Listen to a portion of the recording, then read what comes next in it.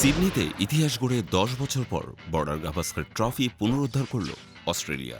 ভারতের জন্য এটি শুধুমাত্র শিরোপা হারানোর আক্ষেপ নয়, বরং বিশ্ব টেস্ট চ্যাম্পিয়নশিপের ফাইনালে যাওয়ার স্বপ্ন এই হারের সঙ্গে মিলিয়ে গেল। ৬ উইকেটের দুর্দান্ত জয়ে সিরিজ নিজেদের করে নিল অজিরা।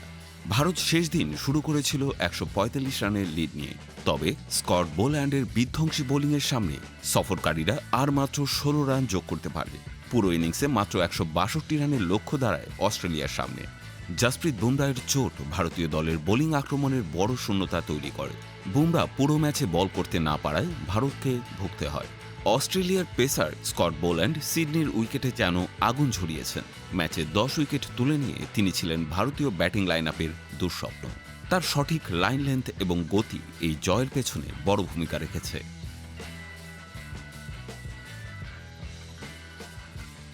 ১৬২ রানের লক্ষ্য তাড়া করতে নেমে অস্ট্রেলিয়া শুরুতেই দেখায় আক্রমণাত্মক মানসিকতা। স্যাম কনস্টাসের ঝোড়ো ইনিংস এবং উসমান খাজার স্থির ব্যাটিং ভারতের প্রত্যাশা ধূলিসাৎ করে দেয়। যদিও প্রসিদ্ধ কৃষ্ণা তার স্পেলে কিছুটা আশা দেখিয়েছিলেন লাবুশেন এবং স্মিথের উইকেট তুলে নিয়ে, তবে ট্রাভিস হেড এবং ওয়েবস্টারের ৫৩ বলে ৫৮ রানের জুটি অস্ট্রেলিয়াকে জয়ের কাছে পৌঁছে দেয়। ২০১৩ সালের পর এই প্রথম অস্ট্রেলিয়া বর্ডার গাভাস্কার ট্রফি নিজেদের করে নিল।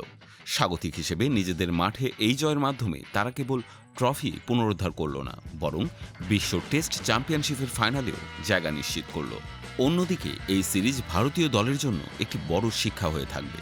চোট, আঘাতে ভোগা দল এবং কিছু ভুল সিদ্ধান্ত তাদের সাফল্যের পথে বাধা হয়ে দাঁড়িয়েছে।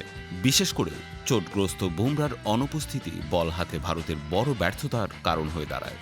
ফলস্বরূপ বিশ্ব টেস্ট চ্যাম্পিয়নশিপের ফাইনাল যাওয়ার স্বপ্ন হাতছাড়া হয়ে গেল কোহলিদের।